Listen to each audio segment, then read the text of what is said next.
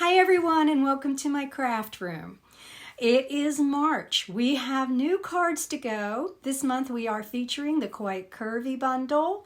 It has stamps and it has dies, and they are very fun and interesting to use and create some interesting designs. Now I've just designed 3 what I think are pretty easy cards to go, and I have them all up in kits ready to go. In fact, they're stacked up. You can tell how busy I am in my craft room by the mess on the bed behind me, but I'm trying to cover most of it with my body so you don't see it. So we're going to jump right in and look at our cards to go, and then we're going to make the first one. So let's see what we've got today. Here are this month's, March's, 3 cards to go. Remember, I'm Carol Tennant for Carol's Cards for Fun at stampinup.net, and I also have Carol's Cards for Fun .blogspot. So if you're interested in taking a look at the videos that you didn't get this email for, there is where you can do it. So today we're going to feature this card. Pretty easy to make, pretty fun to make. And then one of our next cards will be this one. And it's just a matter, the die cuts really do all the work on this one. And before we get started, let me show you a bit about the die cuts. I had to learn this myself. So if you have this set or plan on getting this set or just want to know, there is only one edge that cuts. And when you lay it down, you need to make sure that you lay it down so that the dots are going to be where you want them. I can't tell you when I first got these how many times I cut a piece of paper and I did it the wrong way and the dots ended up down here when I wanted them up there. And the same thing with this one, this pretty filigree, it only cuts on one side. So if you want the cut on the top side, like I did on this one, you have to lay it down like that. If you lay it like this, the cut's going to be on this piece. So pay attention to where the cutting edge is. And then by contrast, this particular die does not cut an edge at all. It only makes these leaves. So I ended up using this die, the cutting edge, and I placed these 2 dies, and that's why the tape is on them, so I could tape them together and run several pieces of paper through it at once. So just be aware, if you are one of the ones who have these dies, look for the cutting edge and make sure it's where you want it before you go to making your cuts. I wasted a little bit of paper. So we're going to set these 2 aside and focus on this one today. And in your kit, you will get these several pieces, and there is an inside. I always finish the inside, so there is an inside. Now, one more thing I want to show you before we get to going on our cards to go. I am going to color this with the blends. You can color them with pencils. You can color them with your Stampin' Blends if you have any. I'm looking for one. I know I have some. Oh, here's one. You can color them. Remember, you can dip this in an ink pad. You could just dip the end of this in the edge of an ink pad, and you can color, which is pretty easy. But I'm going to use the blends today because I love the blends.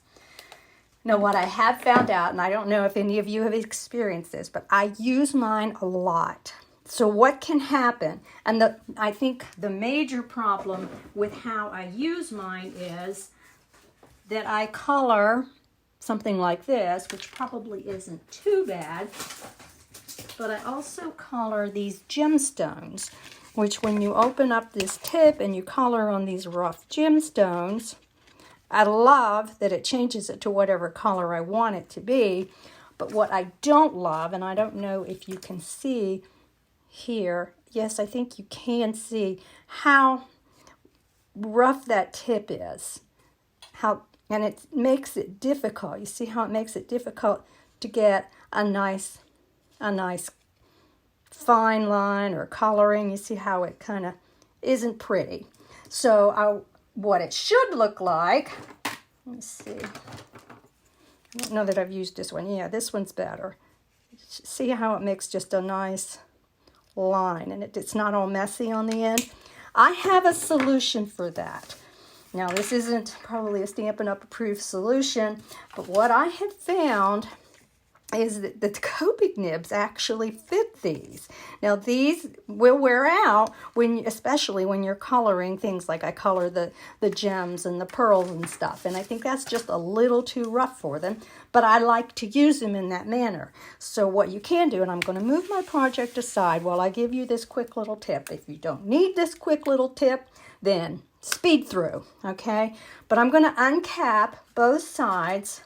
And I accidentally bought these nibs, which I believe they're supposed to replace the chisel nib in the Copic markers because they have this little metal piece on. But I'm just going to pull this metal piece off and just toss it because I don't need it.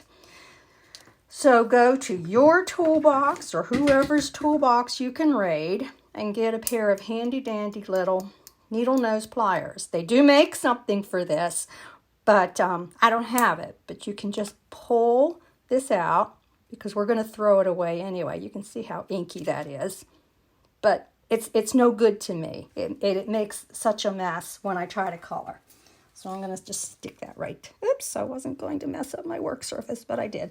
Okay, I'm just going to stick that right there. And I'm going to grab the nib that I just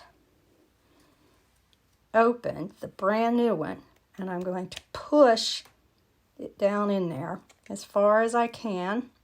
Actually, I can use my fingers at this point because it's not dirty, and my main idea is I didn't want to get all that ink on my fingers. Now, we've got that pushed down in there, and we just need to wait. Now, I will tell you, when you're getting these replacement nibs, just make sure. I mean, I know this one will work because it's the same length. So they just need to be the same length. And these are the same length and they appear to be the same thickness. Now, it's going to take a while for this to come down, the ink to come down into the nib because it has to just flow down in. So I'm just going to set it aside. It's actually not one of the ones I'm going to need to use today. So I'll recap it and I'll set it aside and we'll look at it later. And in the meantime, I don't want that anymore. So I'm just going to throw it away. And put this away. Okay, so that's our tip for the day on if you have the Stampin' Blend markers. Stampin' Up! Does not sell a replacement nib, but I have found that those work. And there's nothing wrong with the marker other than the nib was just messed up from the way I had been using it. So set aside my pliers, don't need them anymore. And I will begin my card creation right here. So the first thing I want to do, and I'll just take the inside out so I don't have it to mess with. The first thing to do is just put your paper here. Now this should be cut to the size. Oops, I left a few little dots behind, which you can get your handy dandy little, whoopsie, you can get your handy dandy little, pokey tool and poke those out if I left a couple of dots in yours. These dots have been all over my floor for the past few days because I've cut several of these. Can't seem to get a hold of them. No, good enough. So this should layer over top of this and still slightly overlap. So I can see that it does. And I think I cut them all at the same time. So I'll grab my favorite glue here and just adhere this. I mean, you can use any adhesive you want. There's the tape runners and there's the wet glues. There's the double-sided tape, whatever you like. And then the next thing I need to do before I get too busy on Remember, I've got this little piece of ribbon that I need. So I'm going to go ahead and color my leaves and put them on. And I do not, if you're afraid of coloring, this is not difficult. I thought the Mossy Meadows were just a little dark for this, so I got the Granny Apple Greens out. And I do have the light and the dark, because that is just the easiest way to do them. And I like using the brush tip, so that's what I'm going to do. Now this is easier for me if I just get a little piece of scrap underneath of it. But sometimes this will go through. Okay, I have the dark now, so what I'm going to do with the dark is just go around, and I'm just really doing this quickly. I'm not spending a lot of time doing this. I'm just going to keep coloring. It's a little difficult with the, make sure you can see me, but I'm just going to keep coloring. Again, it's just do the little bit of shadow maybe. And I like to do down the center of the leaves and maybe some of these stems. So not terribly difficult, although I don't know that you like sitting here watching me. I'm trying to color it a little faster than I might normally do.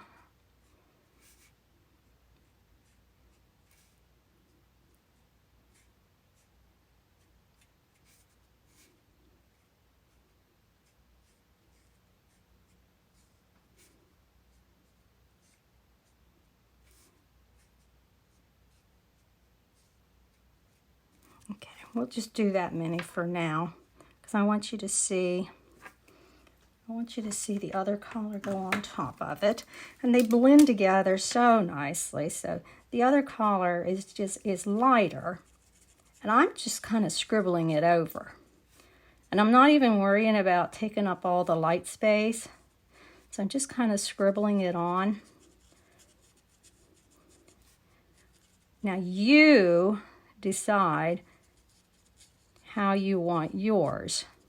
On my original, I went ahead and added a little bit of yellow to the edges, because leaves, when the sunlight hits them, has a little bit of yellow.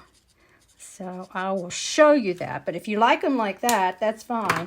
But I grabbed my Daffodil Delight,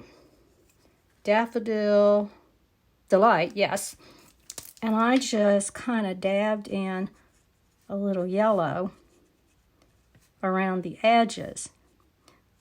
I didn't even get that one colored, so I'll come back and get it. Now you may or may not want to do that. That's fine. And then I come back in and filled in with my, and I got to make sure I get the right one, my light, because I didn't get this one done at all. My light. Okay, so I'm going to do the rest of those and not make you watch. So hang on. So through my magical ability of pause, I'm just coming in and finishing the stems.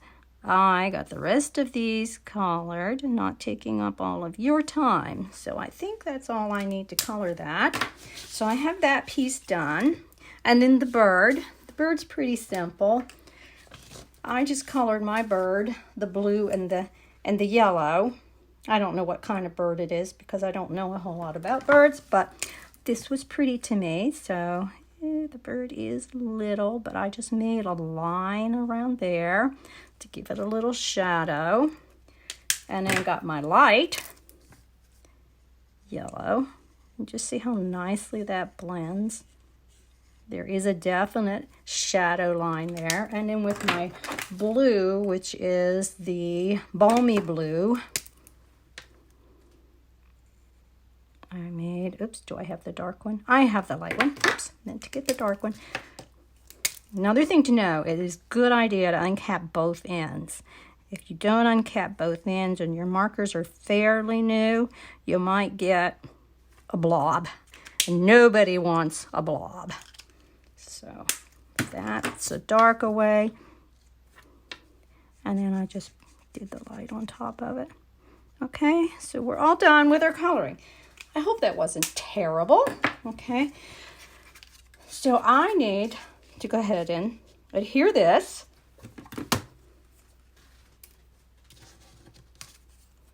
Which you can see I stamped on the other side and messed it up, so. But why waste? There's two sides to every piece of paper. So adhere this. And then I need to wrap my string around. So there's one piece of this. Here is the other piece. So I'm just going to wrap my string around. Now, I just like to make a line here. Oops, wrong way. Just make a line of adhesive to stick the string to. Hope that's enough. And then turn it over and make sure my string is level. Yoo-hoo. Pretty level. And I have this little darling, which I need to stamp. And I did that in crumb cake because I did everything else in crumb cake. And the Quite Curvy set has several sentiments. A lot of them are meant to go along the contour of the card. But I'm just going to use this hello to fit on my little circle here. Get a block. Try to, I guess it doesn't matter how straight it is. It's a circle. I can turn it to make it work. Get rid of these. Remember when we're stamping, we tap, tap, tap, tap, tap, tap, and then just press. Give it a second to transfer the ink and lift. So if you heard the phone ring, I just have to do a shout out to Sandy. Hey, Sandy. And if I don't act like I know what I'm doing next, it's because Sandy and I just had a lovely visit. And I think I just stamped the hello and it's time to move on. So Sandy, great hearing from you. And any of you, give me a call. We'll chat. We'll talk. Okay, so I just stamped my hello. And I'm just going to glue it onto the top of my label here. It doesn't really matter. A little bit of glue will do this one. And then I'm going to use dimensionals to set it up over top of my twine. So I happen to have some dimensionals laying around right here. And I use several because I like to make sure things stick good. And notice how I'm putting them on the bottom and on the top. And let's see if I'm good enough to do this today to get these off of here. I've been practicing. It just looks so slick when that other person did it. And it's a good way to do it. Oops, I missed that one. It is a good way to do it because then you contain them and they don't go all over the place. So I'm just going to put my hello on here. Looks like I need to restick my, there we go, restick that. And then I can go ahead and glue this to the top of my card.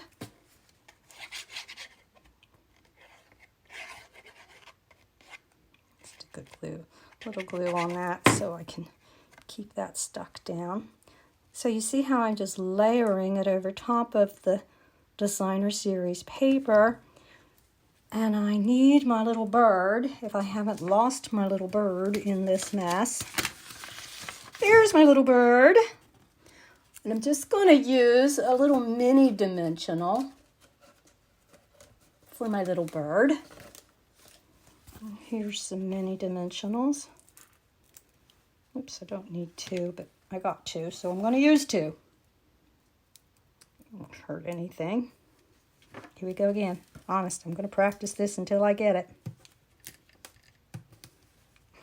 That's kind of tiny. Okay, and my little bird goes somewhere about here. Of course, you can put your little bird wherever you want. Get your extra little piece. Tie yourself a little knot.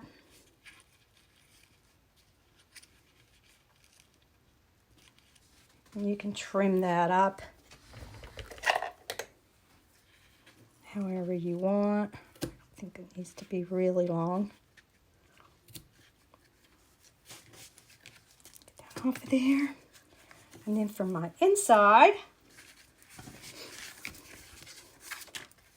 I will do my crumb cake mat.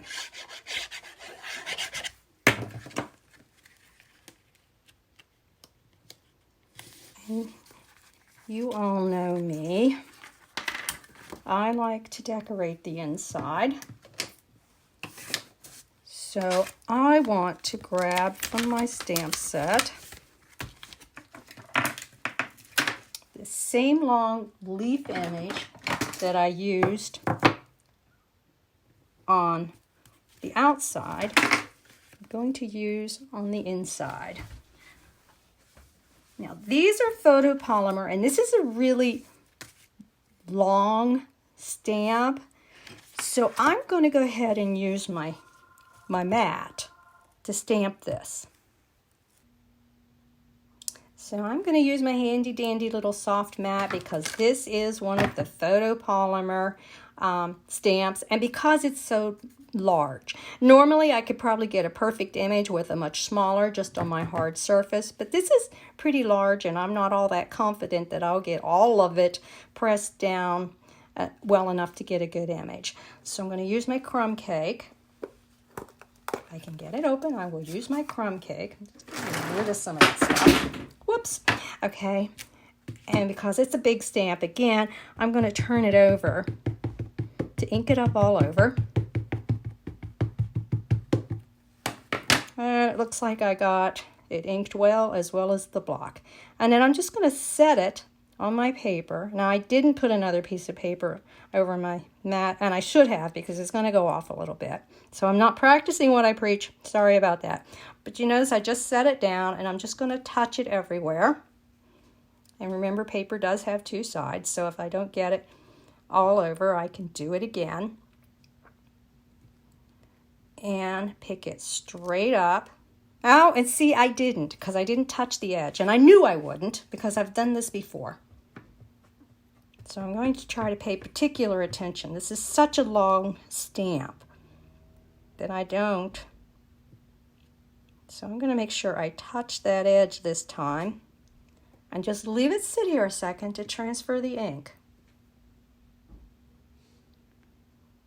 You've heard of bad hair days? Sometimes I have bad stamp days.